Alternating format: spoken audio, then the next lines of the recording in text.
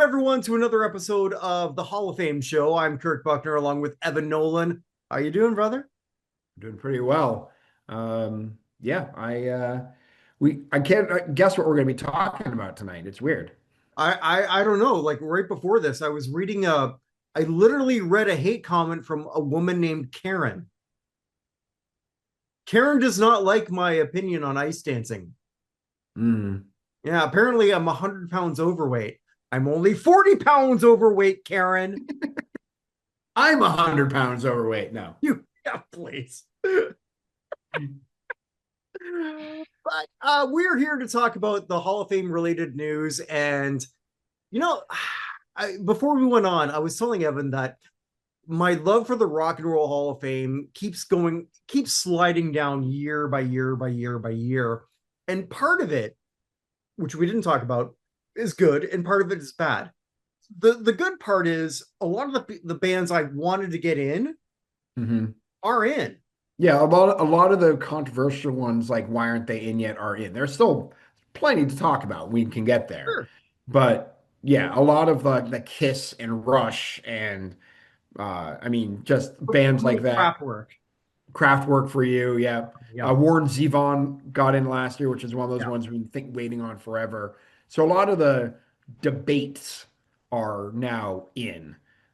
There's still some glaring omissions who still can't get nominated. I don't know who Diana Ross pissed off, but the fact she's never been nominated. I don't know who Patti LaBelle pissed off. She's never been nominated. Um, But here's the particularly beautiful thing. They can still get in even though they weren't nominated. Oh, that's also true. If they put Patti LaBelle in that way, I'm not going to be mad. She just needs to be in. Yeah. I'd also be okay if they put Mavis Staples in as a solo artist that way because she's still amazing at 86. We've never talked about that. Mavis We've Mavis never talked about Staples that. Mavis Staples hit the top 40 last year. She did? Well, on the top 40 R&B chart with Worthy. If you haven't heard the song Worthy, it's amazing. The first time it came on the radio here, I asked my son how old he thought the person singing it was. He goes, I don't know, 35. I'm like, she's 85. And he goes, are you kidding me? Yeah. So Mavis Staples, Chicago legend, absolutely deserves to be in as a solo artist too. She's still putting out incredible music.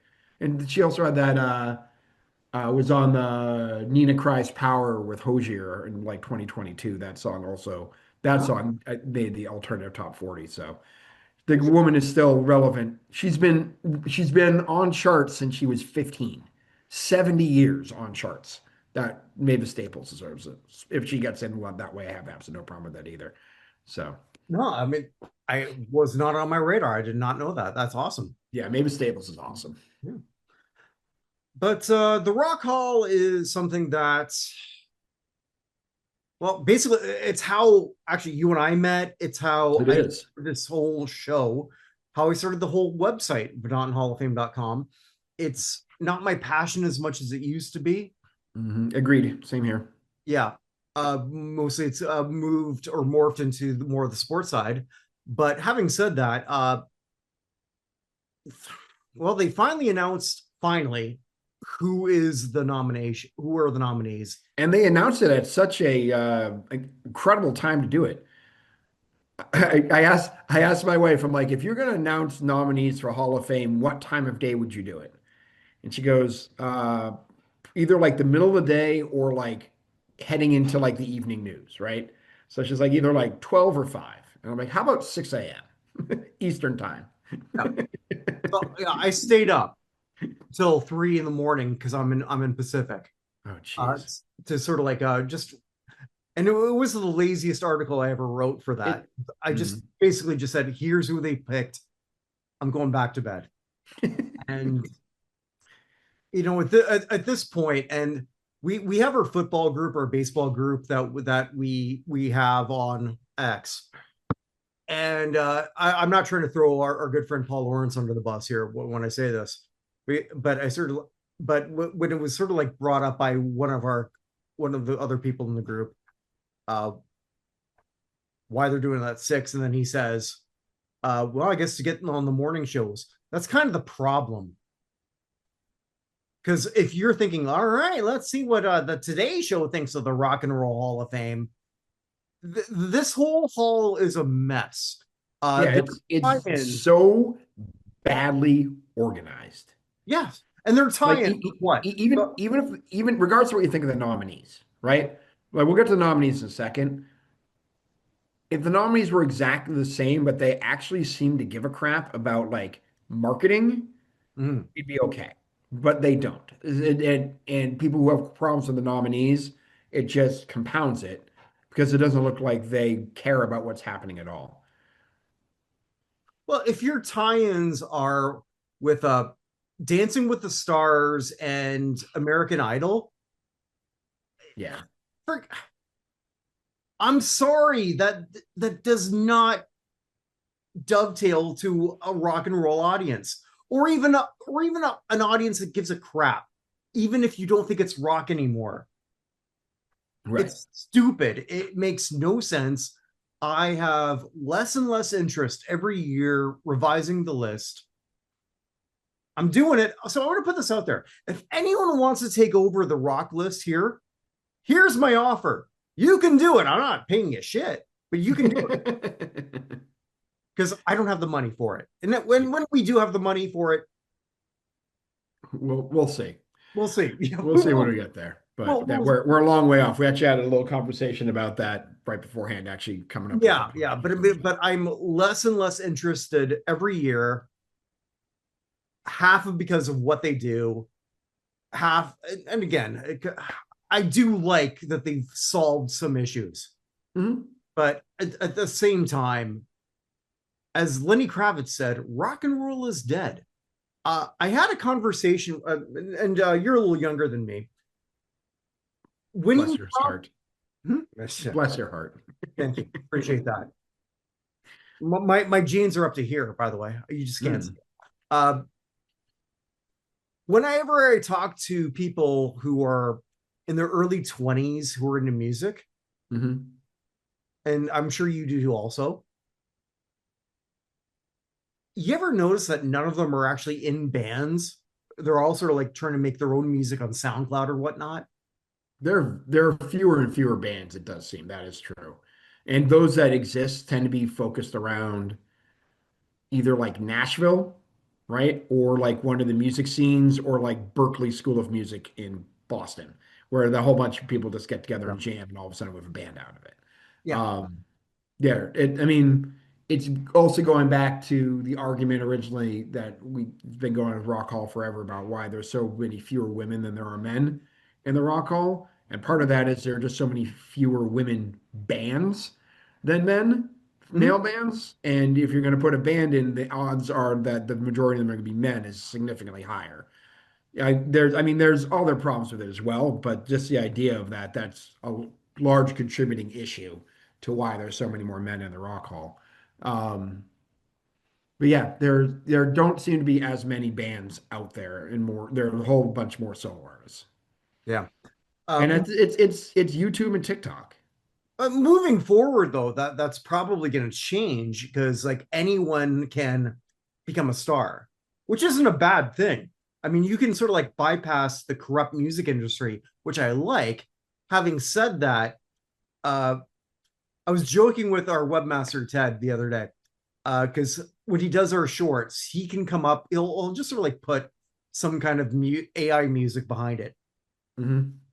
and I was doing something with our friend Chris Meridian, Hmm. and Chris was going off on something, and Chris doesn't, as you know, Chris doesn't get animated too much. No, Chris, we have entire debates where we have to ask Chris's opinion. So he's very respectful, but sometimes it's like, Chris, what do you think? So Chris was pissed, and I just lost my shit. I said, "Pissed off Chris is the best Chris." And Ted made a little audio thing of "Pissed off Chris, he's the best Chris," and it was like light Metallica, but better than anything on Saint Anger. That's damning it with faint praise. Yeah, maybe, but it's one of the few, it's one of the things that he's created that is still on my iTunes. So should we actually go through the list here? Yeah, We've let's buried the lead now. We're, 10 minutes in or whatever. yeah, let's go through them. I got them alphabetically, if that's all right. Yep. And I here's my question. Do you well, let me start here. Yeah. I found out that they're going to announce this at 6 a.m. like the day before. So I quickly made my list of the 16 bands I thought or artists I thought would get in. I ended up getting 8 of the 16, which is Oh, not did bad. you? The day Okay. before. A lot of it was carryover from last year, so it wasn't I that missed that hard. on your Facebook page. Okay. Oh, I didn't put it up. I didn't put it up on my Facebook Oh, page. okay, okay, okay. But I just did it on my spreadsheet that I have. I've been doing it the last several years. Okay. But yeah, I had uh, there are certain people I'm surprised are not here. Others were just, there's two bands in particular I'm shocked are not here, or one female artist, one band. But we'll Okay. get to it when we get there. All right. Well, as we go through them, we should sort of like say like whether we're happy or like what their odds are moving Hmm. forward, if that makes sense. Yeah, agreed. All right. Well, the Black Crows. You're bigger on them than I am. Uh, That is true. I like them. Don't get me wrong. Great post Southern rock band. My issue with them is, did they really influence anybody moving forward? Uh, so like for me, like I guess out of a 10, they're a 5. In terms of getting in, or in terms of how much you like them on the ballot. Both. Okay. Uh, so I would say the Black Crows. They're one of the teams, one of the bands I guessed because I had them left over from last year, and they're on the ballot Hmm? last year. So Yeah. no major points for this. It's interesting because they're the only team, or the only team. I keep saying that the only band in their lane. Probably talk about more than anything else, eh? I know they're the only band in their lane, right?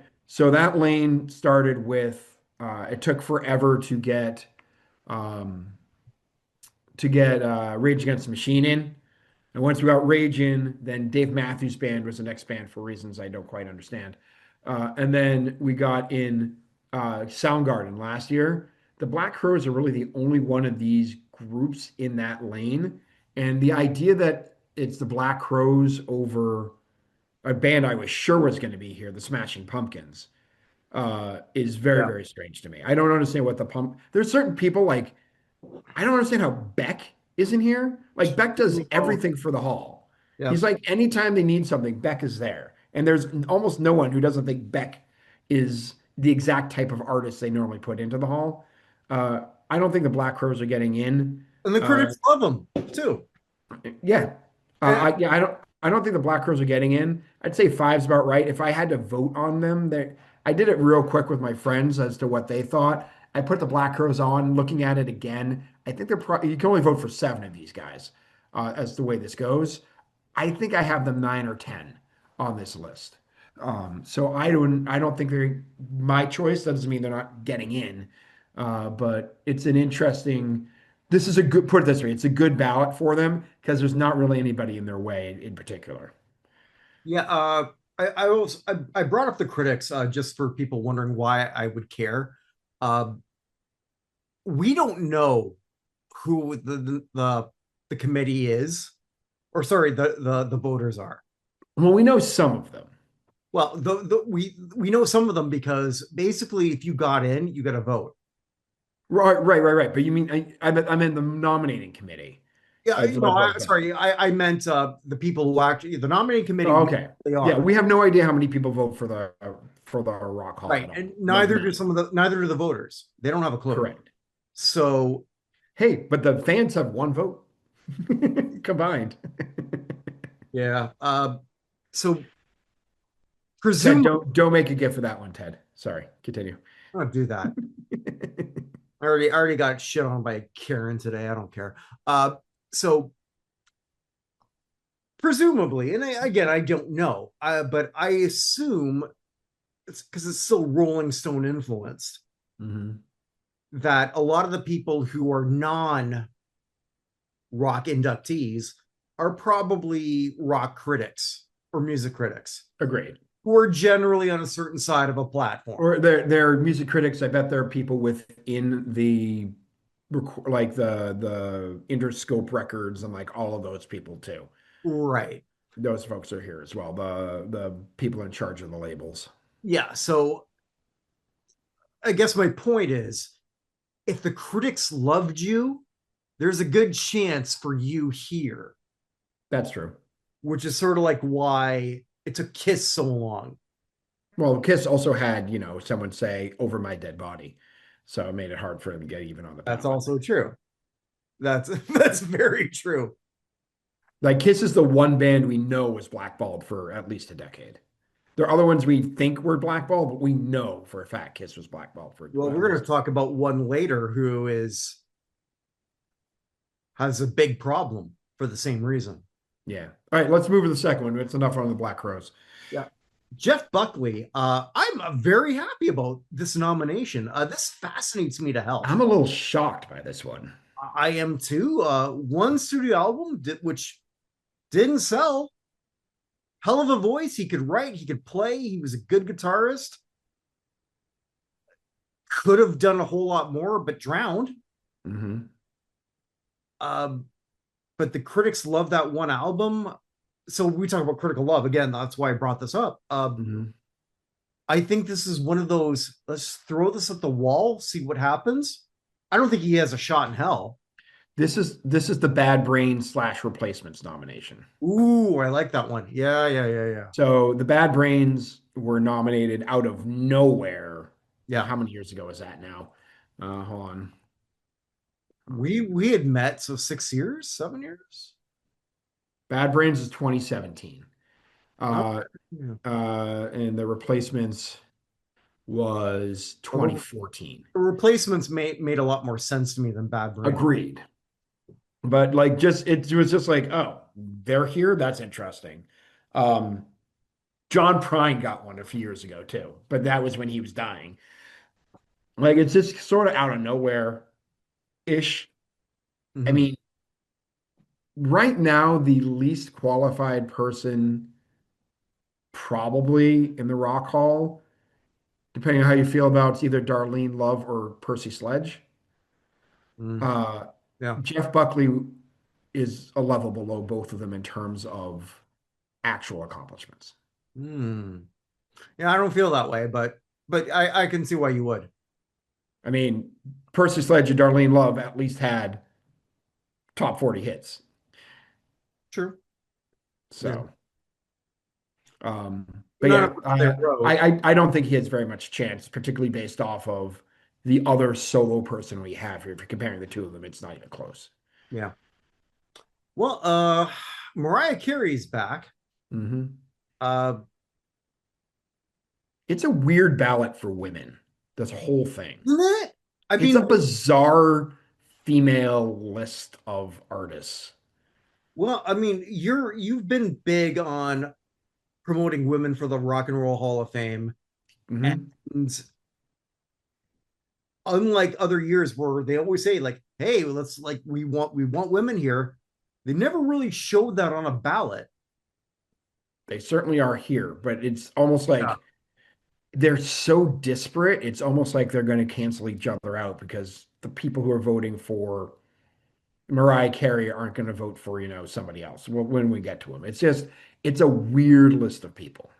Well, the more I think about Mariah Carey, and I've never been big on her for the Rock Hall, but things change when other people get in. And if Whitney is in, bluntly, Mariah Carey, who I feel like I'm going to dump on Whitney here right now, but I'll say this. Fine. Ted to make a gif out of this or a short out of this. Whitney, when she sort of like broke free of whatever shackles she was in, wasn't great. Mariah was. True. And Mariah wrote most of everything she did. That's also true. And if Whitney's in, then Mariah to me is a lock. Not that I necessarily think both of them are necessarily Rock Hall, but again, as you and I have discussed from day one when we first started talking, what What is rock and roll anyway?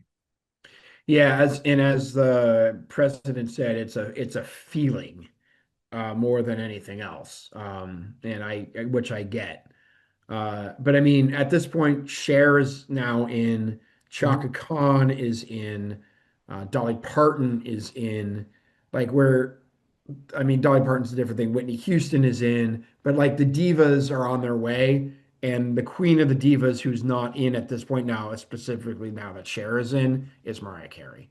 So if you are, she's at least first in line in her category, if that makes sense. Whether or not you want to elect someone from that category, that's up to the voters. But if you're going to have someone in that category, it's Mariah Carey first, Christina Aguilera probably second, and you go from there. Phil Collins. There you go. That's the one who keeps. I mean, Jeff Buckley versus Phil Collins isn't close. Well, no, you're right. It's not. Also, too, one thing that I found sort of interesting, I guess we consider to say that the classic rock category is dead. Hmm. Pretty Um, much. yeah. So, like, if you didn't do anything before, or if your career happened before the bulk of your career after 1980, Yeah. you might as well forget it.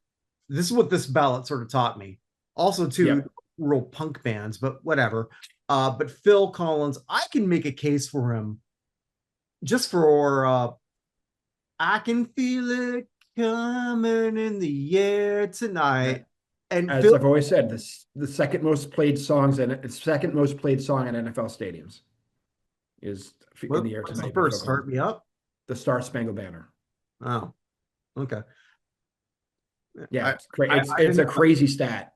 But yeah, it's the second most played song in an NFL stadium. This is actually what was playing when they're deciding the tuck rule in Oh, that was it race. really? Yeah, I because I was sitting with my buddies. I'm like, our season is not ending to Phil Collins, is what I told said everybody.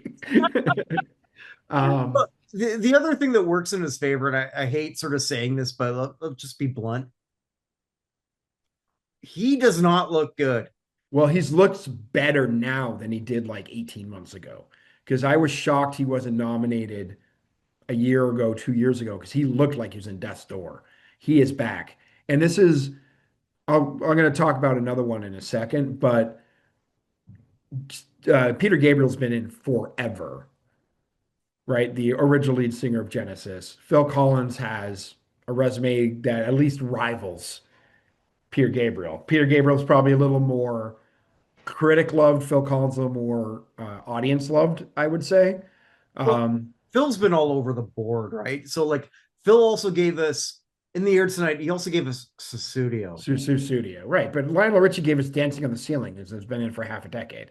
So um, Neil Diamond gave us "You Don't Bring Me Flowers." Uh, so and is responsible for the career of UB40. So Really? yeah, Red Wine's a Neil Diamond song that UB40 covered. Oh, okay. I just thought like what did he sign him or something? I No, didn't. no, no, no. Okay. Um, so uh, I just Phil Collins has a resume unlike pretty much anyone else. With Zevon out of the way, Collins has the songwriter spot open to him completely, and I think he gets in fairly easily. Well, he also has that long time first time that we've Yeah. talked about. You know, Yeah, he's like when nominated. Cheap Trick showed up on the ballot, you're like Cheap Trick's getting in. Like it's just Yeah. long time, first time. Or when who was it? Dire Straits. I was like waiting for Dire Straits forever. Dire Straits showed up and you're like, well, they're in. You know what I mean? Hmm. Phil Collins is in that same genre. Well, you were talking about like sort of like it's an interesting thing for women. Melissa Etheridge, who is how do I put this? I like her, but she's just there. So I was trying to decide between Sarah McLachlan and Melissa Etheridge on my predictions.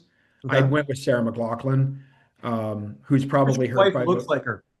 Yeah, my wife does look a lot like Sarah McLachlan. Yeah. Um, but I went. She's probably hurt by those late night animal abuse videos more than anything else. I guarantee it. I guarantee you that when people sort of like see her that she's the animal abuse lady. Yeah. But Yeah. Lilith Fair is such a massive, important part of the music and how everything went. Sheryl Crow is the only artist from Lilith Fair who is in. McLaughlin and Etheridge are as important about, behind that as anyone. And Was I think Melissa you, in that? Because I don't know. I'm sorry.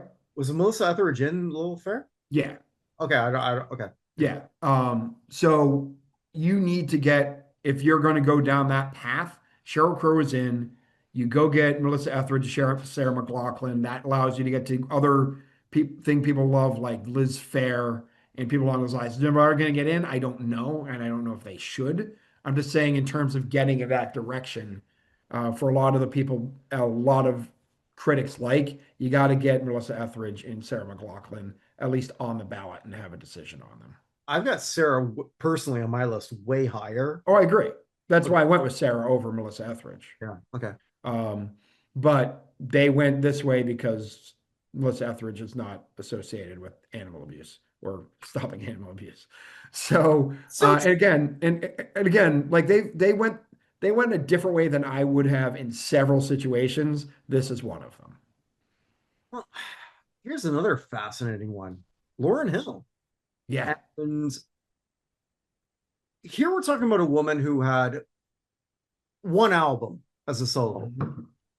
Realistically, one album. And it was one hell of an album. It was an incredible album. Yeah. Absolutely incredible. It neo soul, rap, pop, it's that good. It is one of the 10 greatest albums maybe that ever existed. And then afterwards, her fame, she could not handle fame. Mm-mm. Will she go in the Rock Hall if white people vote for her? I'm just wondering. What's that? Oh, you don't remember that comment? That No. she would rather have her baby starve to death than have a white person take care of them. Seriously? Said that? Yeah, that was a big thing 20 whatever years ago. Wow. Yeah. Okay. No, I didn't know that. Again, if you saw her recently, she's not starving at all. Oh, well, yes.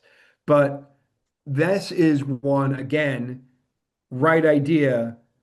The Fugees are more important than Lauryn Hill. Okay. The Fugees are much more important. Lauryn Hill, an incredible voice, absolutely rivals Mariah Carey in terms of quality. I don't think she gets in, and this should have been the Fugees. You know what I think? And because she just was at the Grammys, and which I was forced to watch because I'm married. We'll leave it at that. So she was so she showed up as they were doing the in memoriam, which was fantastic. So they did so she did the second half for D'Angelo and Roberta Flack. Killed it. Well, Roberta Flack, obviously, with her cover of Killing Me Softly, is one of the top 10 covers of any song ever. Absolutely. Maybe top 3. Yeah. Yeah. Well, number one, just by the way, number one is Respect by Aretha Franklin. That's the number one cover of all time, and then you can make the list after that. So, who covered Christine 16 by Kiss? Whoever did that should be number 2. But anyway. But Lauryn Hill, look, again, being blunt, she's got mental issues. She does. She had openly problems with fame, problems with just being a star. Lauryn Hill could have been Mariah Carey times 2 if she wanted to. Or if she could handle it. And Lauryn Hill, unlike Mariah Carey, could act. Also true. Sister Act, she was really good. Yeah. So like she could have been, if she wanted, like one of the biggest stars ever. And here she is, this enigma. And I wonder if it's like, okay, look, she looks good. Throw her on the wall. Let's see what happens. Maybe she can handle it now. This seems like another Jeff Buckley to me. Another throw on the wall and see what happens. Yeah, well, we'll see. I mean, I think she could squeeze in. I really do. Because people love that album still. Jeff Buckley's lone album is again, who Yeah, was that? these are one album wonders on this list. Yeah, Lauren by choice. Right, Lauren by choice, Buckley by drowning. But yeah, Yeah. so Well, I did not have her on the list. I didn't have the Fugees on the list either. It's just strange to me that it is just Lauryn Hill without the Fugees. So that see, yeah, for me, that doesn't surprise me. If they're gonna pick one or the other, that because again, it's like, man, we really got to get pros in. I'm So just waiting for the Black Eyed Peas to get Apple App in. So if they get in, can Fergie do the national anthem, please? oh, I'd be yes, absolutely. All right, let's go to one of my favorites. Yeah, one of mine too, in a weird way. Billy Idol. I said there's no punk acts, and I still maintain that. Billy Idol was the fake punk poser, and it didn't matter. He was. I grew up with this guy. He was like those. Some of those songs were great. He looked goofy. Mhm. He was doing some of the songs he was doing. When he's doing that White Wedding, yeah, it worked. When he's doing Eyes Without a Face, Yeah. yeah. And he had that song Bitter Taste, I think of, I don't know, 3 or 4 years ago at this point, which is one of my favorite older rock stars coming out with a song out of nowhere for a long time. But if you haven't listened to Bitter Taste, it's all about his surviving his motorcycle accident that he had. Um, I love Billy Idol. I think he needs to be here, and I think he needs to be here so we can get Iggy Pop in because Iggy Pop is clearly waiting for Billy Idol, in my opinion. I Um, didn't think of it like that. Okay, yeah. yeah, so I really hope Idol gets in. This is the second time in a row on the ballot, and he doesn't have a ton of 80s competition on this ballot. Hey, Billy, if you're watching, I bought Cyberpunk and I loved it. I might have been the only one who bought it and loved it, but Billy, if you're watching, make a rude comment about our chairman in the comments below. Thank you. So. yeah, well, you won't be the first. Uh, uh, Here's the one for me that I've been like, why the hell have they not been nominated? Here I'm they with you, are buddy. finally. Go take it. This is INXS. We have one band from Australia in the Rock Hall. One. Real It's BG, AC/DC, and that is BG, it. What? BGs are in, aren't Bee they Gees all? are Australian? I thought they were English. I thought they were Aussies. Hold on. If I'm wrong, then I'm wrong. I just always did not know they were. Oh no, they are Australian. Oh wow, I did not know. All right, we have two in. Um, I stand corrected. Um, so we got two in excess, clearly, unless you're going Men at Work. In excess clearly needs to be the next band in. Yeah. They're just awesome. And I know that Michael Hutchins died far too young. And they had actually a pretty good reality TV series trying to find a new lead singer a few years ago. It was actually one of the better music reality But series. they did another TV series to replace Terrence and Darby. Yeah, it was a few years ago. I don't quite Oh, remember. okay. No, I didn't Um, know that. but in excess, 100% is deserving, has the hits, has the reputation, has the staying power. Uh, Hmm. of all the rock, of all the complaints we hear about rock or not being on this list, no one is complaining about INXS being here. This is, I hope, first time in after a long time of waiting. Yeah, one of those things when I look at Michael Hutchins, like Lauryn Hill couldn't handle fame, which is Mhm. unfortunate. I mean, like, I mean, I, Kurt Cobain and Amy Winehouse and I, Keith Moon, and you can just keep going and going and going. but I can't imagine. This is just sort of like me being like a mediocre looking motherfucker who apparently, based on a comment, is 100 pounds overweight. Yes. I'm not. Evan can tell you, I'm not. I'm overweight. I'm not 100 pounds overweight. Continue. You're fine. All right, yeah. But imagine you're Michael Hutchins. You look like that, Hmm. depressed. Yeah. I mean, mental health is obviously real. Yeah. Absolutely. Yeah. But I don't. You have no problem with INXS if they go in this Oh time. God, no, Yeah. no, no. And they were my third prediction for the Raw call when we did our thing They back in were, they October. were, yeah. Um, you thought I was going a different direction. My first two were Smashing Pumpkins and Alicia Keys, who I have They're absolutely no both idea. great picks. Who I have absolutely no idea how Alicia Keys, if they consider her eligible, is not on this list, given who is on this list. Alicia Keys would be a first ballot walk-in if she were here. Um, but uh, but yeah, in excess absolutely deserves to be in the Rock Hall. So Uh, well, here's someone who definitely deserves to be in, and I mhm. know they want them in because I could be mistaken on this, but I think this is the one that's been nominated the most. Well, actually, no, they've only been No? nominated. This is only their third nomination, believe it or Oh, okay.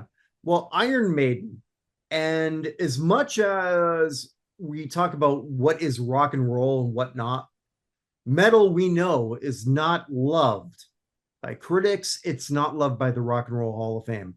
not. Motorhead's not in. Iron Maiden is massively influential, and I think of just living here in Seattle and just seeing the bands sort of like can play stadiums, arenas, and massive theaters. Not a lot of rock bands, but a lot of metal ones can. Yeah. So Iron Maiden remains massively influential. I always thought that their biggest issue, based on a critic who's sort of looking at this shit, just says, well, album B sort of sounds like album H. Maybe so. It's still awesome for what it is. I would like to remind everyone in that situation that uh, our incredible artist who sang Short People Got No Reason to Live has every single one of his songs sounds exactly the fucking same. I love LA and you got a friend in me. He could go from one to the other and not know.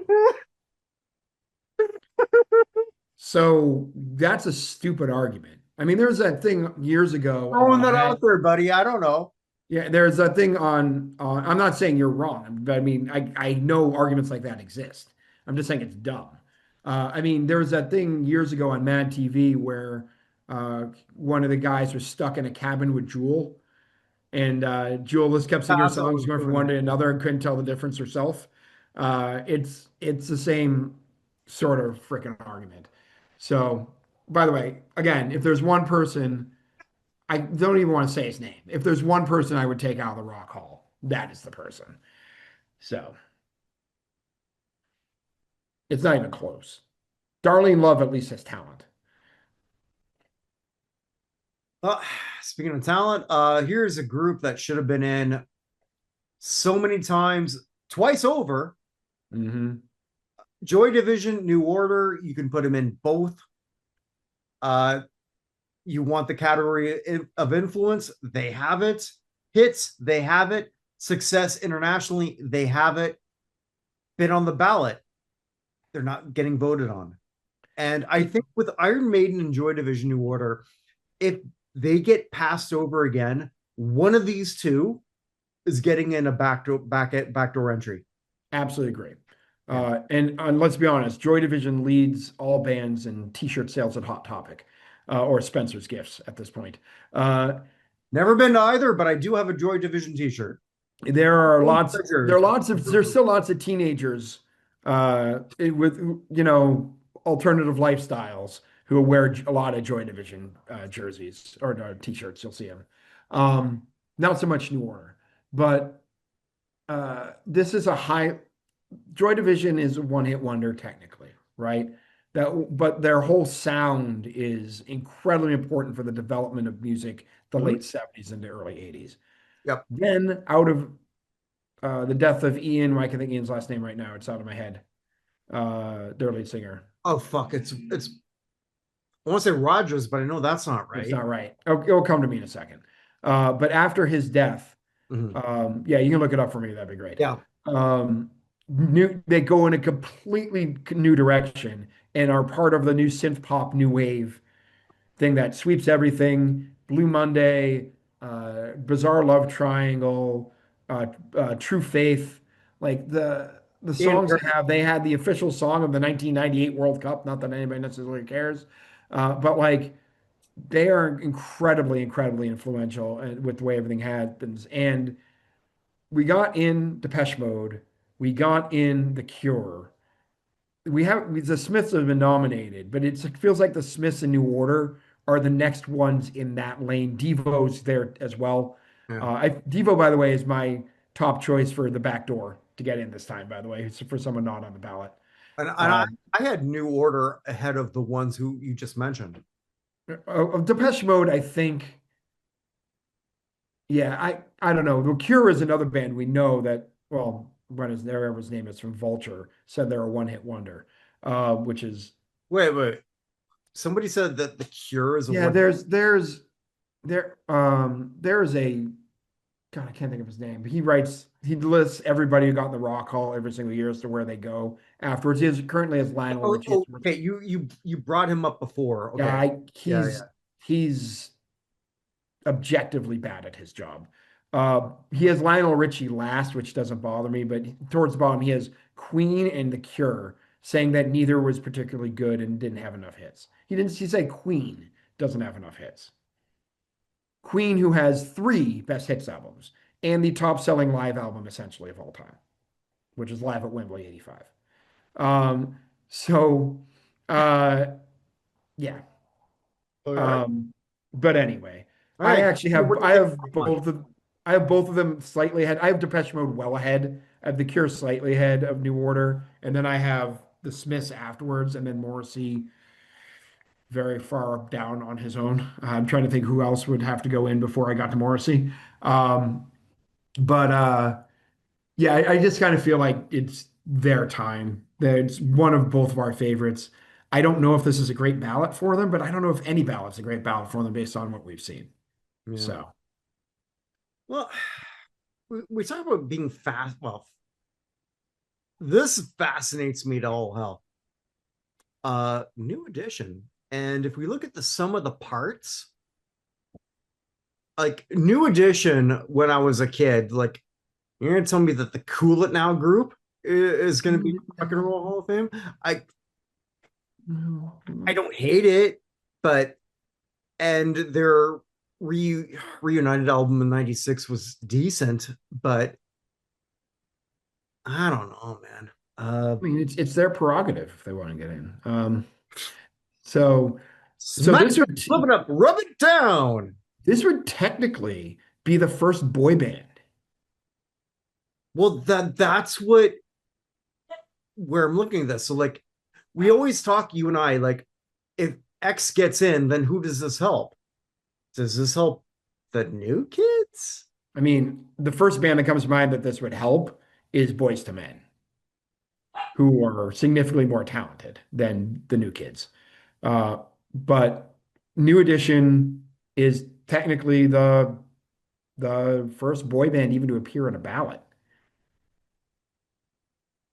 Yeah, I mean, I don't know what to say here. I, I think people are forgetting. Like I have Bobby Brown as a solo higher, but maybe just because like when I was a kid, again, like I was in high school when he was at his apex, and Hmm. it's my own personal lens, right? Hmm. Like, I remember how he dominated Hmm. like everything I heard at that Yeah. point in time. So And I'm a little younger than you, and Belle Biv DeVoe is probably more important to me than New Edition is. Um, it's just weird to me. Again, New Edition, surprisingly from Boston. It's weird to me that the hierarchy of bands from Boston in terms of getting in would go Aerosmith, The Cars, New Edition.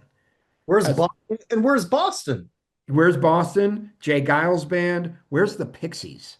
Um, Well, the Jay Giles band, I think we know that they're being punished for who tried to push them in. yeah. Yeah, I agree. But like there are a whole bunch of other bands that I would put up there well before New Edition. I mean, The answer is the Pixies. Just put the Pixies in.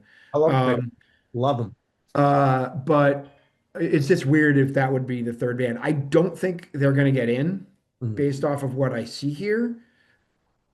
But this has we'll get to it at the end. This has the possibility of being a very, very white ballot, despite the fact there are a lot of non-white people on it.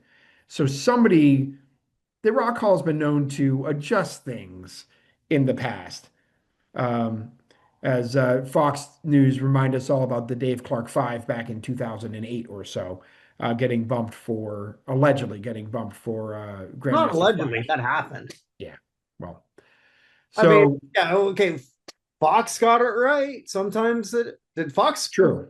Yeah, true. But so they be known to adjust it. Do I think New Edition is who they Well, isn't rally that around? one of Not those weird necessarily. things though too? Because like the one time I did have an interview with a Rock and Roll Hall of Fame voter, and sort of like her and I talked about that, right? And it was we kind of both agreed that because it was they bumped the Dave Clark Five for Grandmaster Flash Mhm. because And the the Furious Five. yeah, and the Furious Five. My bad. Because who's the guy who got booted? I'm blanking on his name. Uh, oh, from Jan Wenner. Thank you.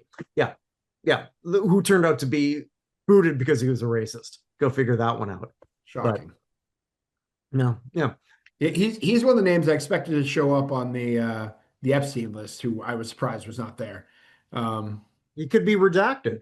I suppose that is true. Um, God damn. But it was one of those things where I mean it's like as much as I despise Jan Winter, I get it. yeah, His point was like we've got to get a rap group in here. And is Grandmaster Flash more important than the Dave Clark Five? Yes. yeah. Uh, but then you're shitting on your voters, which they do. They've done every year. So They like, don't care about the voters. no, no. Maybe we should. You and I should sort of like create a Hall of Fame where the voters actually. Oh wait, we did. We did that. We'll get there later. Let's finish the Rock Hall first. So, Oasis. All right. Our Ted, how you doing, buddy? Uh, we were talking about that, and I'm bigger on that than our webmaster. Like Oasis belongs here. Oasis to me is huge for what they did for ushering in the Britpop movement. Were they the first? No.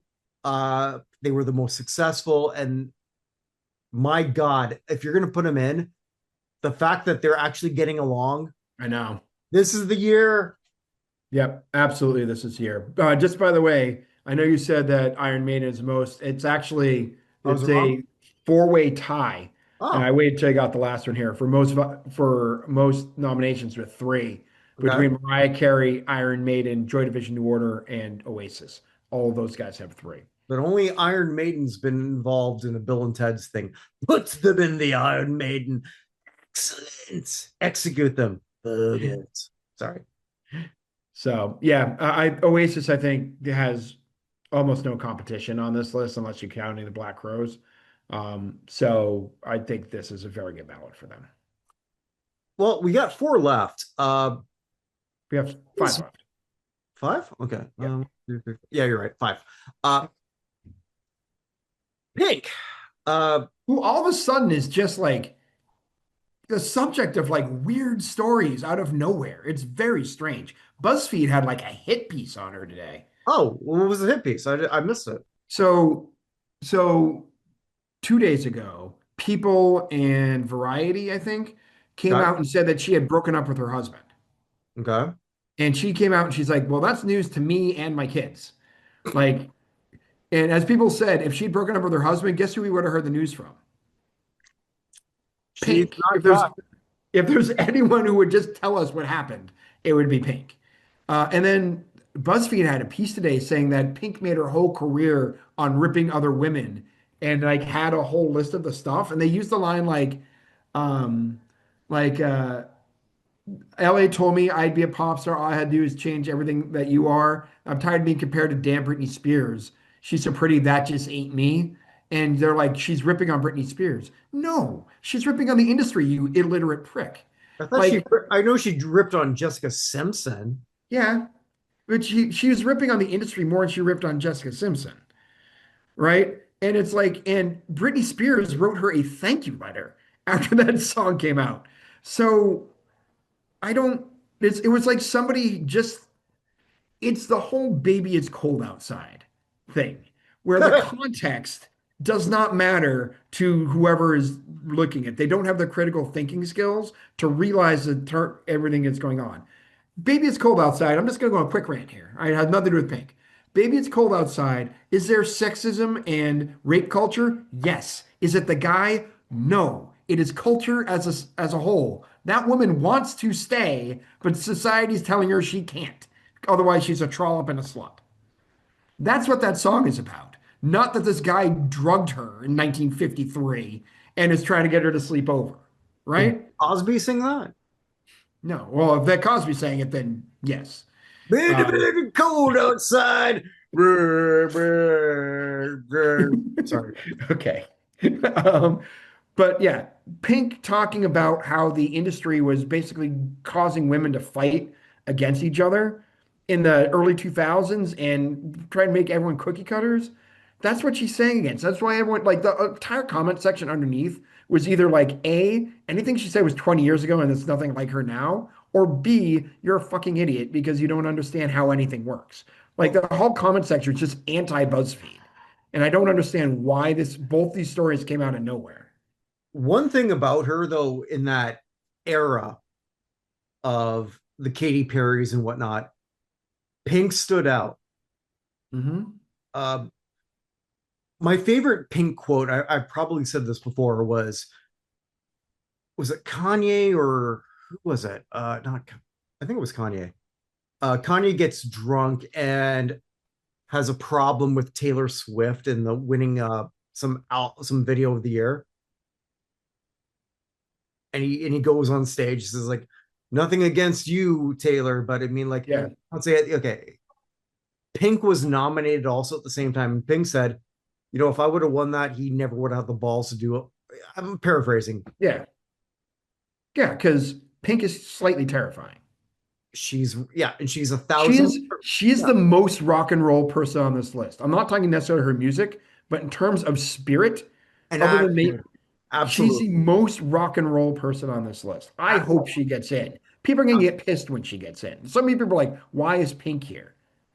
She's the most actual rock and roll mentality of pretty much anyone on this list. I encourage everyone who's sort of listening, listen to her first album when she was more R&B. It's a kick Yeah. ass one. Yeah, she's much more an R&B artist than a rock artist, at least at the beginning. Then she became more a pop artist, so she's never really touched rock and roll. But she's she's the Joan Jett in terms of the way she dealt with stuff of the early 2000s. Absolutely. The Uh, Lita Ford of the early 2000s may be even better. I love Lita Ford. She needs to be in here too, but we'll talk about that later. Um, Not today, probably, but yeah. Not today. Lita Ford is very far down the list, but she deserves to be here. So, Sade, Sade. neo soul icon, smooth, silky. Will she get in? And I've been thinking about this one a lot today or yesterday because like we thought we were going to record yesterday. Uh, the Rock Hall talks about influence, and Hmm. look at some of the neo soul people who sort of came in after. You know, influence wise, she's a lot higher than I think people are giving her credit for. Hmm. Well, As I don't. as I've said before, if you were born between 1977 and 1983, there's a 1 in 3 chance your parents were listening to Sade as they were getting it on. Um, she is, Were you the sweetest taboo? I mean, most likely. I was born in Um, 72, so like I'm just I can't imagine. That would be much more likely than my parents listening to Smooth Operator. So, uh, coast to coast late. No, yeah, that she's an interesting case as to whether or not she gets in. The fact she's here for a second time is interesting. The first time, like, oh, Sade, that's okay. But she's here a second time, meaning that she's on their radar. I don't know if she gets in this time, but if she's here a third or a fourth time, I think she eventually walks in that door. Up next, last year there was a band I never heard of, and you're far more into Latin music than I am. With Mm. as an Well, Mana. Mana, Yeah, Mana, Mana is another one-off, just fine. Mana. Sorry. Uh, But they're another one-off. I can't imagine Mana ever showing up again. right, but I mean, like, I guess my point is, I think what the Rock Hall are trying to do with their nominees is trying to show an international flavor. Hmm. And you go for Mana, who, again, so a band I never heard of. Hmm. You educated me on that. Within that year, they actually sold out Climate Pledge here in Seattle. So I'm like learning, like, oh, okay. I'm learning a whole lot about a group that I was never aware of. Singing predominantly in Spanish. Hmm. So here I have Shakira, a bridge to a lot of this Hmm. for a lot of people. Uh, I don't know if her hips lied, but apparently they didn't. But Shakira is successful, fits, I think, a new category that they're trying to do. Hmm. I'm fascinated by this. I don't know what they're gonna do. I don't know what they're going to do with this one either. I have to say there are few people whose voice is as different as Shakira in between her native language and English. Her native language, when she sings in Spanish, her voice sounds completely different. She sounds almost Muppety when she sings in Really? English. Okay. Yeah. Um, it's an interesting thing. I don't know if Shakira gets in. I don't know if it's Shakira. I know Mariah Carey and Cher are in completely separate categories, but this could be a are you voting for Mariah Carey or voting for Shakira situation. Um, I don't know where they're going to put her. Like obviously a global superstar. Her getting in opens the door for Enrique Iglesias and Ricky Martin and maybe Los Lobos, or there's pretty much Gloria Stefan and um, Richie Valens in the Rock Hall at this point. Um, Maybe get Selena up there on the board. You want influence in Latin music, and only one album, not her fault. Obviously, she was murdered by the head of her fan club. But you want a one album person who is influential. Selena's right up there with That everybody. reminds me, if we ever have a fan club, I don't want one. Well, judging by the comments we have so far, we don't have to worry about that. I Um, do. um, They like you. They don't like me. no. Uh, but anyway, yeah, so it's Shakira's an interesting time. It's her first one here. We'll see where we are with this. But Well, all we got two right, this more. this next this next one flummoxes me. So continue. Well, Luther Vandross, King of the Quiet Storm, piles upon piles of R&B hits. Eight Mhm. number one albums, seven number one hits on the R&B charts.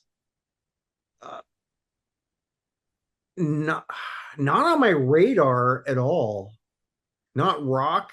Does it matter? I mean, there's nobody like him on this, and Correct. But can I tell you why I'm flummoxed? And I'm not saying Luther Vandross does not deserve to be on yeah, this. no, please. Who the hell did Barry White piss off? Based on his music, whoever he fucked. Shut your mouth. Um, uh, He's but the Lovey Smith of this, because I still maintain Lovey Smith slept with somebody's wife. I mean, Isaac Hayes has been I'm in not since touching that one. Okay. Isaac Hayes has been in since 2002, Mhm. right? If you ask anybody, and I asked somebody today actually, because we were talking about the Rock Hall, Isaac Hayes and Barry White, who's in? 75 to 80% of the time, people say Barry White's in, Isaac Hayes isn't. Yeah, I can see why they'd say that. And Barry White has never been nominated. So I have no problem with Luther Vandross being here. I don't think he's going to get in on this ballot, but I don't understand how Luther Vandross, who's 15 years after Barry White Yeah. is here before Barry White is. Again, Barry White should have been on this ballot 20 years ago. Yeah. No, that's a great point. I don't have an answer for you. Because usually there's like a pecking order. Like this spot has not been filled. Like Afri African American soul R&B guy has not been filled, unless you're counting Lionel Richie, for a very, very, very long time. Yeah, I guess the spinners in their The own way. Spinners, but they're all a whole. I guess that's the same thing. I'll Yeah, take that back. yeah, Spinners yeah. there too. But they're also a band, so I wasn't Vandross to thinking. me is sort of like different from Barry, but either way, yeah. I mean, like, yeah, So I domino. don't know. I don't know why. Again, Luther Vandross, nothing against him. What did Barry White do? Well, I guess we'll close with the one I'm happiest with. Mhm.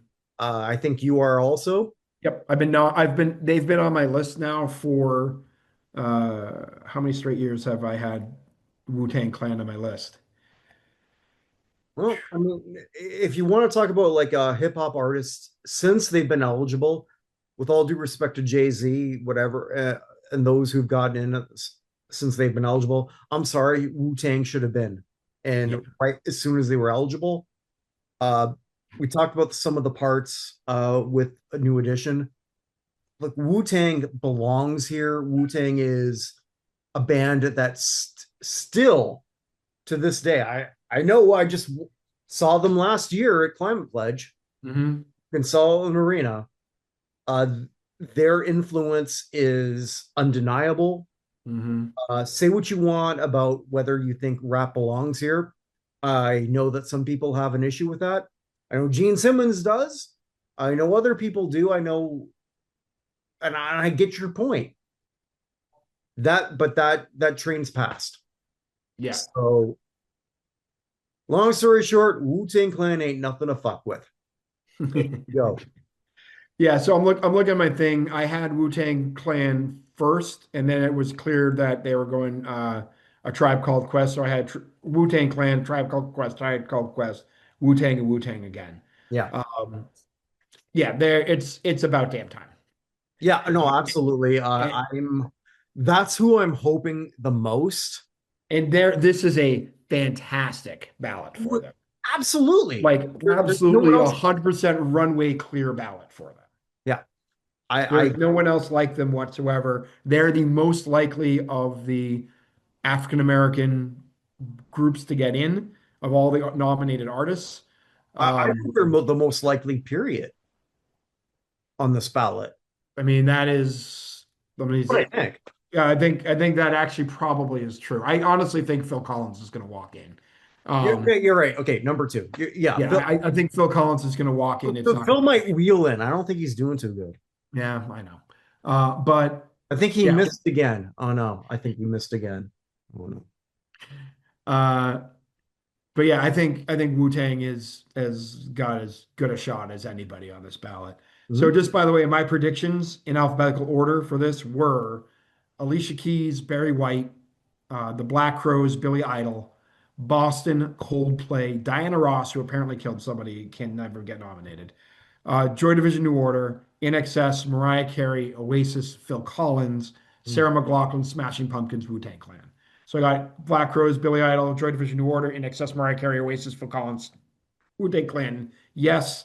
Alicia Keys, Barry White, Boston, Coldplay, Diana Ross, Sarah McLachlan, Smashing Pumpkins. No. If Wu Tang and New Order gets in, I don't care who's the rest. Yeah. That's how I feel. Like those are my big ones. And my prediction for the back door Yeah, is please. I'm going to say Devo, and I will go. Who's someone else they've left out for a while? Um, I'll say Iron Maidens are backdoor. Iron Maiden could be a backdoor. You know who else might be an interesting backdoor? He only nominated once, but Sam Smith. Oh, he. No, sorry. I think Fela Kuti is somebody who follows on. I mean, I made fun of you years ago over putting Fela Kuti on. But I honestly think Fela Kuti is the exact type of person who will never get voted in, is very important in the development of music, particularly, I mean, ask Paul Simon how important Fela Kuti was to his Graceland album. Um, The music from Africa is growing, man. And yeah, he's incredibly sampled oh at yeah, the you made fun of me a lot, but that's okay. Oh, I did, 100% did, and I was wrong. Fela Kuti is another person who we've seen before who wouldn't shock me if this is the way they get him in, because I can't imagine him coming in through the front door ever. So Mhm. he's just not well known enough. But like Kraftwerk, you don't have modern music without Kraftwerk. You don't have a lot of modern music without Fela Kuti. I think one thing that I know for sure, I will not be getting that ballot for the Rock and Roll Hall of Fame after this. Oh, maybe you are, and you just don't know. I wonder. So. I tell you, if I did, I'm not going to get that one. I'm not going to get a ballot for the basketball hall for sure. That one's definitely never coming. Yeah, well, I think that what am I more less likely to get, basketball or rock? basketball. Yeah, definitely. But there isn't anyone to vote for it for basketball anyway. Congratulations, you get to vote for Joe Smith and Calvin Booth. So, I mean, Uh, that's the point that we're at almost. So, all right. um, I don't know. Do I vote World Be Free or Uh, AC Green? Um, World Be Free and AC Green are better than some of the preliminary I numbers. actually agree. Now, as soon as I said them, I'm like, wait a second, I may be too high on this. Um, Brad Lowhouse and and Ala Abdel Nabi. So What was it like? You were pissed off that you were not the highest Evan in Celtics scoring. oh yeah, Evan Fournier passed me. I was tied for the most points ever scored by an Evan in Celtics history with zero. But then Evan Fournier came on the team, and we never had Evan Eschmeyer. Those are the only two Evans, How, and Evan Turner. how, Evan how Turner are the was Kirks doing? Kirk uh, Heinrich played there. yeah, Kirk. I don't know how many Kirks there have been. I could look that up right now because guess what I have? A spreadsheet for that, which I updated right before this. So I'll just type in the word Kirk on the list. Find Kirk. There are no Kirks who've ever played for the Celtics. Number one. There you go. You're tied for number one. Also, there's no Kirk Buchners, period, other than some guy in Texas. I have the former kicker in the University of Pennsylvania. It's the first Evan Nolan who pops up a lot of the times. So, yeah. So should we move on to? Yeah, Well, do you want to make your predictions as to who you think's getting in? Pick who are your seven that you would pick, and then who do you think's actually getting in? okay. And I'll do the same.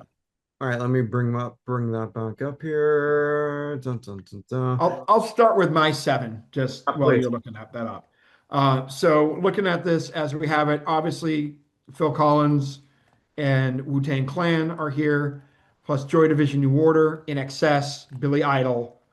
I don't care. I'm voting for Pink. And then that leaves me one spot left.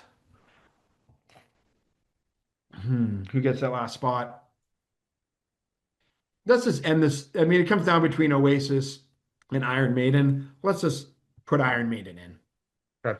So the seven who I think they're going to vote for, right? Mm-hmm. Mariah, Phil, NXS, Iron Maiden. Sorry, Joy Division, New Order, Oasis, Wu-Tang. Who do I have left? I have one left. You have one left, yeah. Lauryn Hill. Okay. So my guess is it's going to be Mariah Carey, Phil Collins, INXS, Joy Division New Order, Oasis, Pink, and Wu-Tang.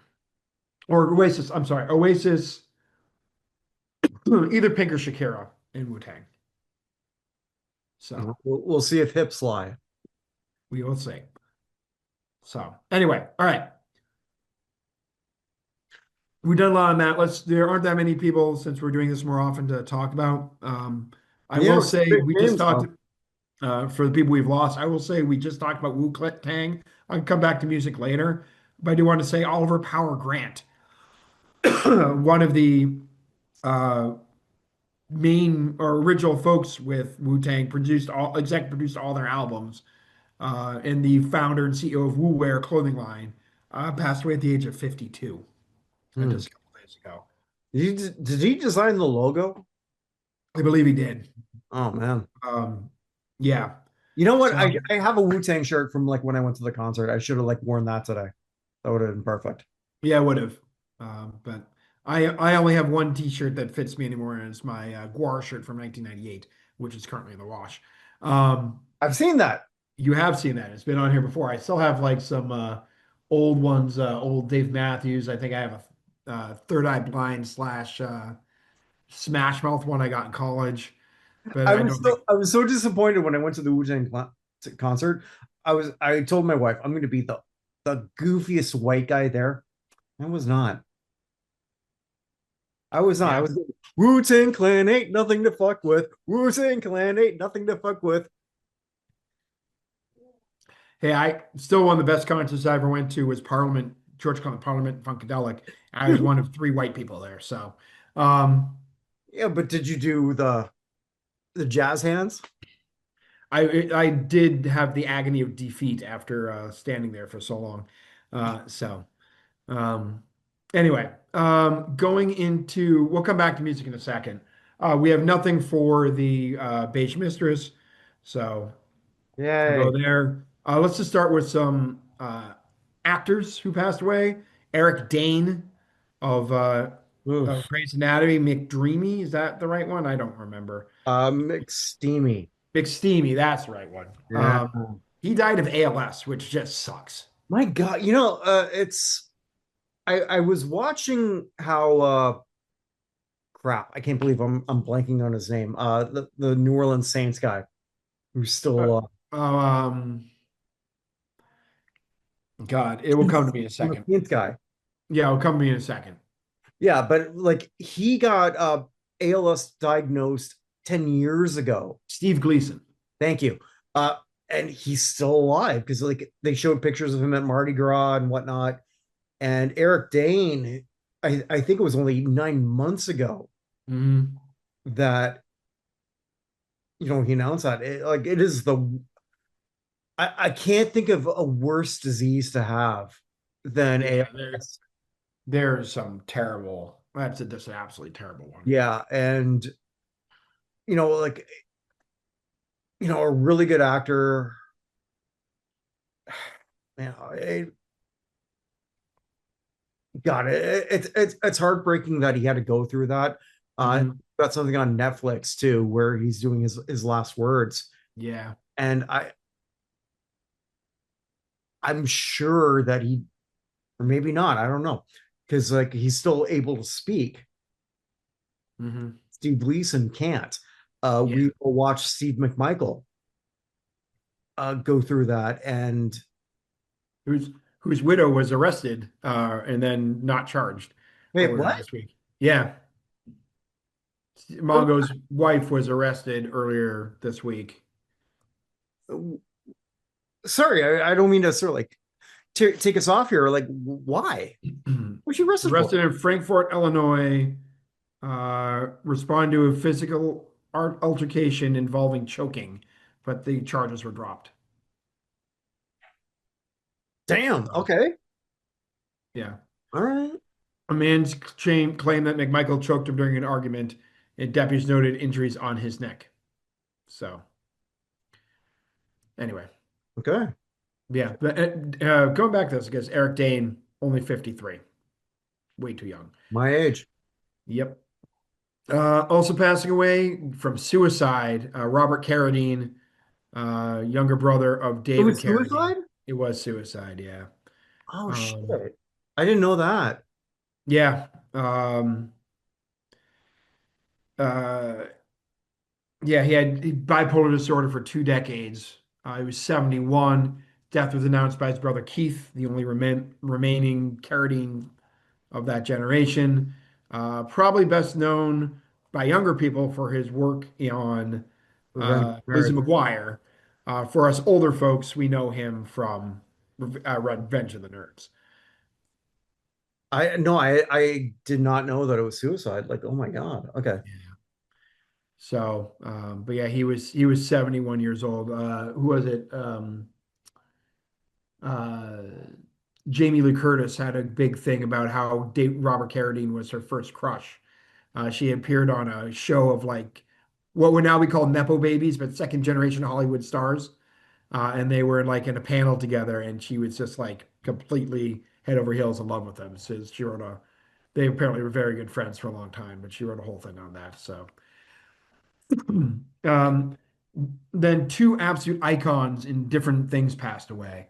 Uh, First one, my fellow birthday brother, Robert Duvall, passed away at the age of 95. Another January 5th guy. Diane Keaton passed away the year before that, also a January 5th person. Um, but just a titan of a career. Um,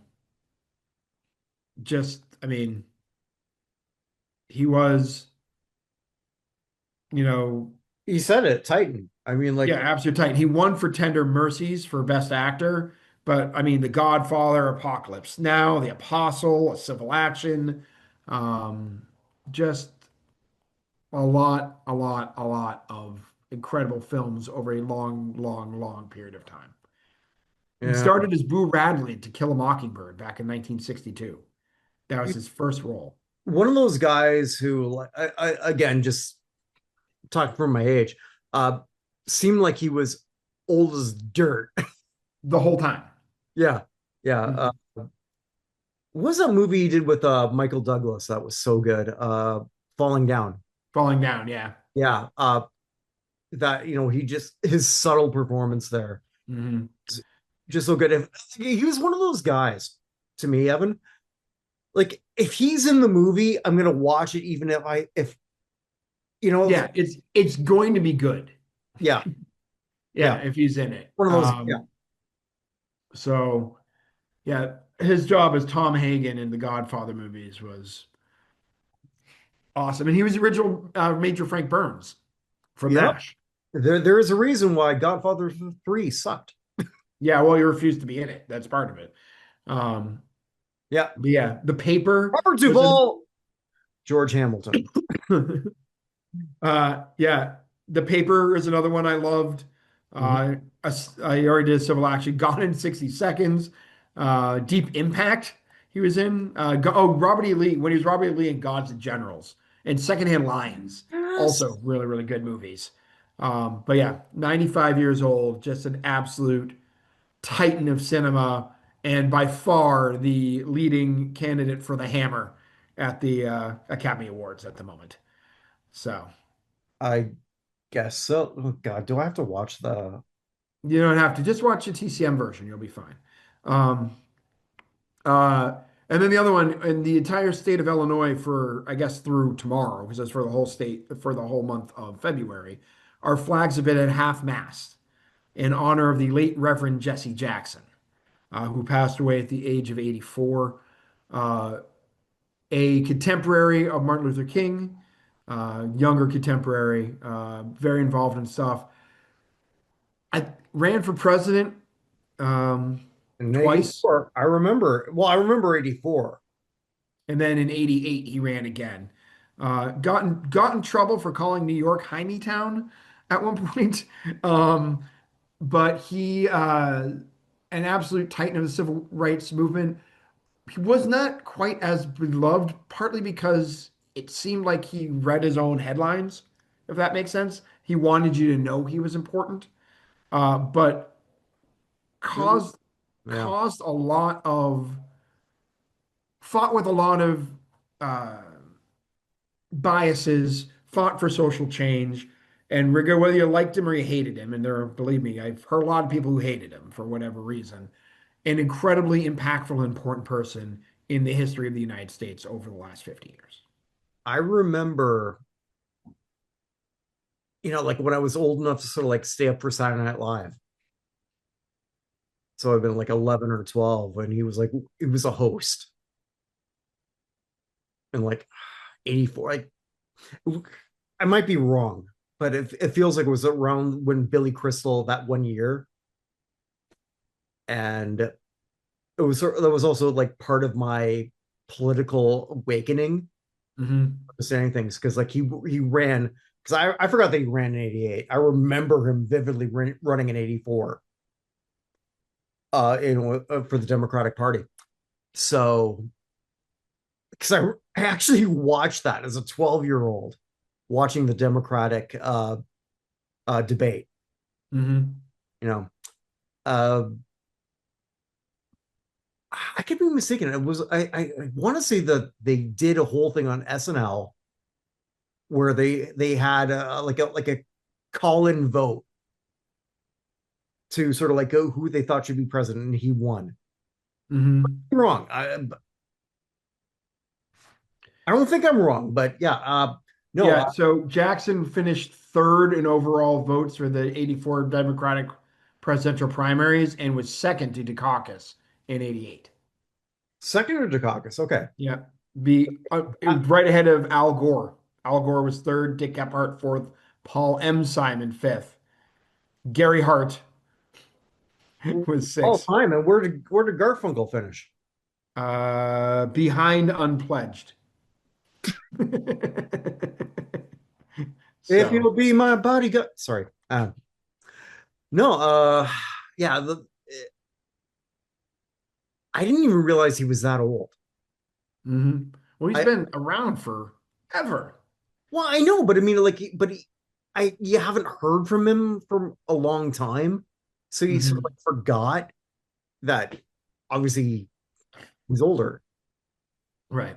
For in my case, for whatever I know, but But yeah, anyway, an absolute titan of American life over the last 60 years. I uh, said 54, it's actually 60. So a lot of nice tributes from both sides of the aisle, which is agreed. Agreed. All right. Out of those folks, moving to basketball, Doug Moe passed away at the age of 87.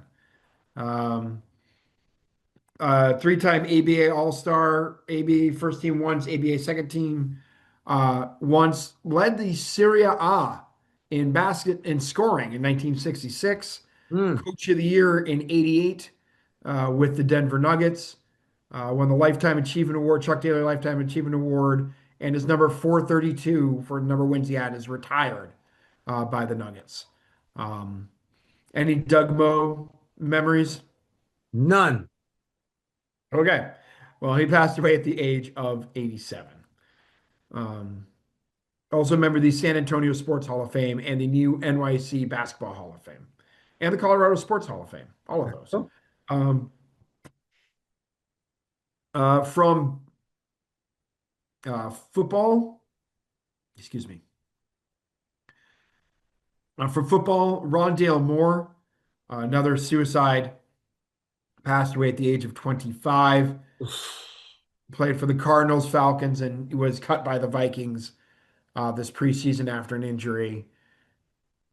Just a terrible thing. There's yeah, nothing else I can say.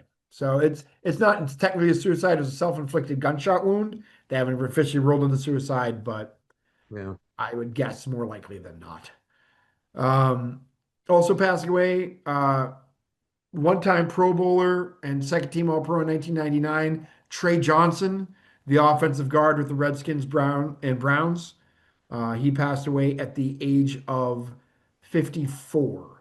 I don't have what he passed from, but Hmm. 54 also, too young. Um, we'll do this one first. Four-time Super Bowl winner Mike Wagner, safety with those Steelers of the 70s. First team All-Pro in 73, second team in 76, two-time Pro Bowler, led the NFL in interceptions in 73. Remember the Pittsburgh Pro Football Hall of Fame, these Pittsburgh Steelers Hall of Honor, and on the Pittsburgh Steelers 50th anniversary team, passed away at the age of 76. Still tied with Jack Ham for the most playoff interceptions with five. Not a bad person to be tied with. He died of pancreatic cancer, which also seems like a really bad thing to have. So, Yep. uh, and then here's a trivia question for you. The Uh-oh. person with the most Super Bowl rings in history is Bill Belichick with nine. There's a tie for second place with 7 for Tom Brady, and Okay. 7 for whom? Who's the other person who had 7? And they all of them were won as an executive. Oh, Rooney. It's Neil Dolan, who was Who? with the San Francisco 49ers and Denver Broncos. He was the director of pro player personnel with the Broncos from 96 to 2003, and had various roles with the 49ers from 79 to 95. So he actually has 7 championship rings in his career. Oh, never would have Uh, guessed it. yeah, he passed away at the age of 85. Hmm. So, yeah, he has 5 rings with the 49ers and 2 with the Broncos. Oh, wow. Okay. Um, from Hockey Hall of Famer from the builder category, Scotty Morrison, passed away at the age of 95. He was a Canadian National Hockey League referee and VP and the chairman of the Hockey Hall of Fame at one point. Uh, he passed away, as I said, at the age of 95. As he was elected as a builder. I can't remember when he was elected as a builder. 98, after he retired. The answer to one of the greatest trivia questions in American sports history passed away. Bobby Douglas passed away at the age of 83. What is Bobby Douglas best known for? He Mm, competed in the 1964 and 68 Olympics, if that helps in any way, shape, or form. not in the least. He's the only person to ever beat Dan Gable in a wrestling match. Oh, So he beat Gable's 11 to 1 at the Olympic trials in Ames, which is Gable's only defeat uh, wow. uh, in the whole thing. So uh, he won the NAIA championship, won the Big Eight championship, it won silver at the 66 World Championships and bronze at the 70 World Championships, and also wrestled in 2 separate Olympics, as I said, in 64 and 68. But he passed away at the age of 83. Okay. Let us go back to music, and then we'll get to who I think the 2 of the biggest ones who passed away. Billy Steinberg, the writer wrote away, passed away. He wrote Like a Virgin, True Colors, Eternal Flame, So Emotional, Heart's song Alone, um, I Touch Myself, and I'll Stand By You by the Pretenders. Um, and I Drove All Night by Roy Orbison. He wrote all those songs. All those songs, and now I think about them, are all sort of similar in tone. But he passed away at the age of 75. Yeah. He Uh, wrote "I Touch Myself" and "Like a Virgin." Um, so also "Give Your Heart a Break" by Demi Lovato, "Over It" by Catherine Raffi, "Too Little Too Late" by JoJo, "All About Us" by Tattoo, a whole bunch of them. So. there's a joke. I'm not going there. So he apparently also once did a acoustic version of "I Touch Myself" for some show. But anyway, Before I'm going to encourage everyone, buy Ling, I Touch Myself. Google that on YouTube. okay. Someone who should have been in the Rock and Roll Hall of Fame a very long time ago and has never been nominated passed away Len? today at the age of 86. Neil Sedaka, Oh shit. Yeah, yeah, yeah. formerly of the Tokens, but made his real career with as a uh, as a solo artist. Yeah, just an absolute legend of rock music. I actually knew someone who was a roadie for him at one point. Really? Yeah, I was a roadie for him for years. I used to work with her after she stopped being his roadie. Um, but he's released his first album in 1959 and his last in 2016. Neil Sedaka is one of those rare people who had hits in the 50s. I don't think much in the 60s, and then the 70s had that interesting. Well, I mean, he had quite a few in this. He had "Breaking Up Is Hard to Do" was the number 1 hit in '62. Okay, I guess but that was before the Beatles, right? Yeah. Okay, so sometimes like I'll admit that. You think the Beatles are the dividing line from between the 50s and the 60s? Yeah, That right. makes sense. Yeah, so and had nothing. So like it was him and Paul Anka, Yeah. just sort of like had those, and I guess Paul Anka as a Canadian, right? So he's in my my own personal zeitgeist. But Hmm. Yeah, there's but something about Calendar Girl that just sticks in my head, mhm. not in a bad way. Mhm.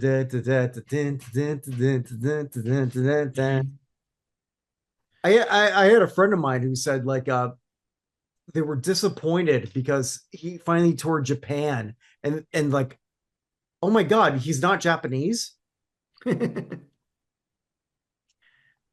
with that name Sedaka, I guess. Yeah, but he had 19 top 40 hits and three number ones in his career. Did Again, yeah. that is somebody who should have Number already been in. ones? What? Calendar Calendar Girl. Girl was not number one. Well, it was number one in Canada. It went to number four. So Laughter in the Rain. Yeah, it's Breaking Up is Hard to Do, Laughter in the Rain, and Bad Blood, where he got I backing always vocals from forget Elton about that. John.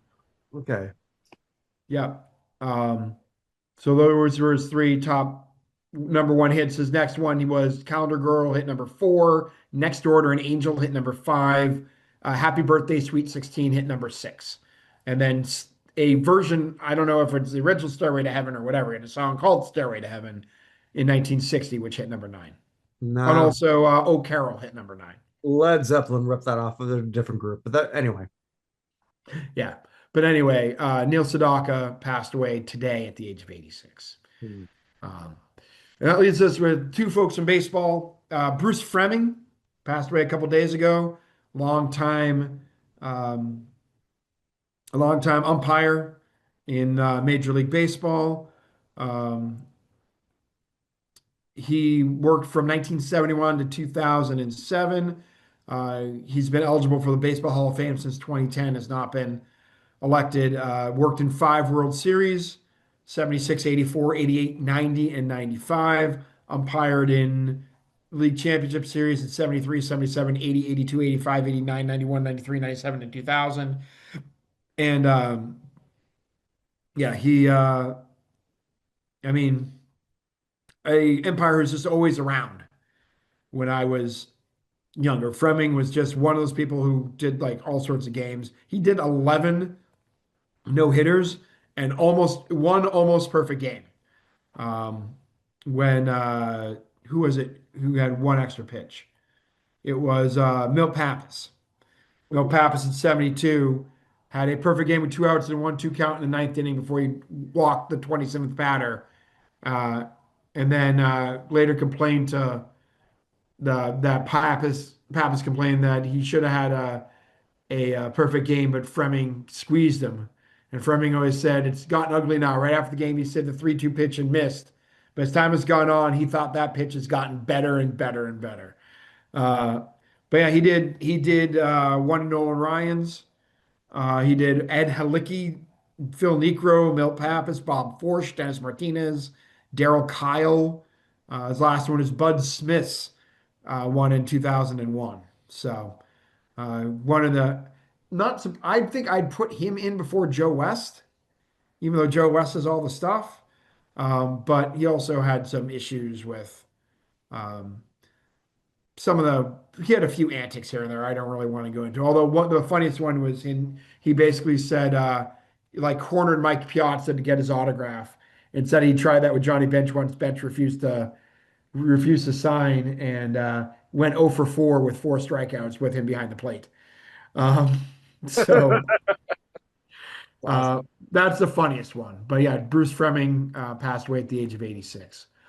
And then for the second week in a row, a member, we talked about Roy Face last time we were here. A member of that 1960s Pirates team passed away. Oh, And yeah. not just a member, the person everyone thinks of first, Bill Mazeroski, Yeah. passed away at the age of 89. First player to ever win a World Series Game 7 with a home run. Only player. Oh, still the only player. That's right. Got Yeah. inducted to Baseball Hall of Fame as the Veterans Committee in 2001. A 10-time All-Star, two-time World Series champion, eight-time Gold Glove Award winner. Only a career 260 hitter with 2,000 hits, but one of the greatest fielding players in the history of the league, Yeah. and with an all-time moment in sports history. Kudos to MLB Network. I've been watching a lot of that lately just because there's not as much sports to watch. And they did a fantastic job promoting or just sort of like honoring Mazeroski. They actually covered his or they replayed his last game or that Mhm. game we were talking about Mhm. with that. And you know, they made him the star that he was. And he always sort of like felt to me historically presented as a one trick pony, Mhm. which was never the case. And it's yeah, uh Godspeed, Nas. Yeah. Interestingly, I already brought him up, and in 2004, the Ohio Valley Athletic Conference created their inaugural Hall of Fame. There were three people in it. It was Bill Mazeroski, John Havlicek, and Bobby Douglas, No who we one. just talked about. So kind of crazy. But yeah, Maz passed away at the age of 89. So Godspeed to a legend. And that's all I got. All right, well, check out everything else that we're doing here at notinhalloffame.com. The United States Athletic Hall of Fame, we've got a lot of our ballots in. I'm hoping that by early April, we're going to have the official ballot for all of you to vote on. Yep, that's the idea. Yep, www.theUSAHOF.com. We're going to be introducing a commentator ballot, which is going to be fun. I have like 100 bios I've got to write. Yeah, That's a lot of miles. yeah. So thank you to Upton Belt who helped me out to decide who I'm going to write about, even though he picked Troy Aikman. But okay. Troy, I loved you as a player, as a commentator. You know what's that's the great thing. It's all up to all of you. Not up to me, not up Hmm. to Evan, not up to Upton. It's up to all of you to decide who are the greatest in these things. And that's what I think what we love about what we're doing that Evan and I are doing. So many halls of fame. I mean, there might be flaws in what we're doing, I'm sure there are. but we're working with all of you to try to And make we it will take feedback, honestly. So, absolutely, absolutely. what our goal for this whole thing is to not be Jan Wenner in many ways, but to be the least qualified people who have any say in what happens. You can tell me that I'm 100 pounds overweight and have never skated before. Uh, that's okay. I'm not 100 pounds overweight and I have skated, but that's okay. You can say lots of things about me. Yeah. It was But actually no, this Hall of Fame, like I said, we have all the ballots in. We don't have all the ballots in. We have about half the ballots in at this point. We're going to hopefully get the other half I here. don't even have my ballot in. Yeah, your ballot's not in either. Mine was the first one in. I'm Yes. more than happy to tell everyone who I voted for. I'll do that after so I We're don't going to get in do that. trouble. Actually, yeah, we're going to have, I think what you and I should do is we should have sort of like a welcome to the ballot show Hmm. and Yeah, talk about the 25 people. I know who I'm hoping for, and it's funny. Like I actually have access to everything. I'm not even looking at it. I I just know. I know you don't. So I have to give you updates because I have my spreadsheet. no, I Um, could. I mean, it's all sort of set up on the thing, right? I just don't. no, But I understand. Yeah, you don't know. I mean, we have the most we have the highest percentage of one candidate they've ever gotten in our balloting is process. he 100%? One person did not vote for him. No. Yeah. Okay. So we're one short of 100%. Okay. But what the just by the way, the number that we've used in the past is if you have one out of every three ballots, somebody votes for you, because we have to decide where the dividing line is. Right now, we have 29 people who have met that threshold. which seems like a lot, but we'll see how it comes out. And we're down to only 16 people who have not had anyone vote for them at the moment. Um, That's a record, no? down to 16 at this point. Yeah, that's not very many whatsoever. And Yeah. of those 16, there are three of them I am just absolutely shocked have no votes. Um, one is an auto racer. Uh, yeah, one is an auto racer. One is a hockey player, and one is a different Olympic sport. If I say what sport, everybody's gonna know. I'll say it's a volleyball player. Um, but like the rest of them, I can see one way or another, enough other people there. But yeah, there's still some people who don't have votes that I can't believe they don't have votes. And then Well, there's some people I'm like shocked are up at the top. The person who's in tied for fourth right now is a new person on the ballot. Had absolutely shocked that they're the top vote getter for women at the moment. Like couldn't if you'd asked me to pick, it would have been like my seventh, eighth, ninth pick of women on our ballot. But they've gotten over half at this point. and that's sort of the beautiful thing, right? I mean, like like when we actually do the actual open ballot, I was so disappointed that we have not elected a Negro League player, and yet we have a Negro League representative in Rube Foster, Drew Foster, yeah. which, okay, I mean, Yeah. if that's the will of the people, that's the will of the people. Yep. Ain't no electoral college here, boys. So with that, let's bring this to a close. Wherever you are, wherever you may be, make today count because it never comes again. Take care, everybody. See you guys.